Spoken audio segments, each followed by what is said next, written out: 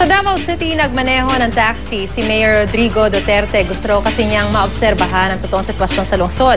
Dati na rin itong ginawa ng Prime Minister ng Norway para pulsuhan ang mga tao roon kaugnay sa nalalapit nilang eleksyon.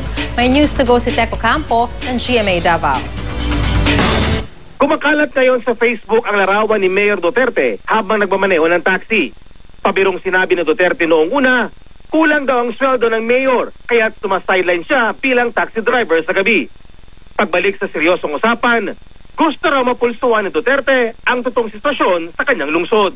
Makita na ko ang larawan na tinuod.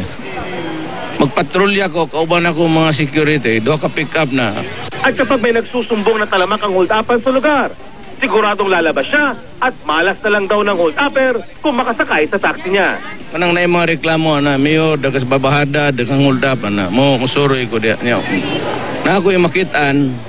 Ipinagmamalaki ng pamalang lungsod ng Davao na isa ang Davao City sa tinaguriang safest city in the world ayon sa website na numbio.com. Gayunpaman, hindi pa rin humuhupa ang sinasabing mga human rights violation o iligal na pamamaraan ng pagresolba ng krimen tulad ng pagpatay at pagkidnap sa mga nahuhuling suspect. Dati nang sinabi ni Duterte na hayaang mag-imbestiga ang CHR tungkol sa mga ganitong reklamo. Hindi na bago ang ginawang ito ni Duterte. Sa Norway, nag-taxi driver din ang kanilang Prime Minister para pulsuhan daw ang publiko sa kaugnay ng nalalapit nilang eleksyon.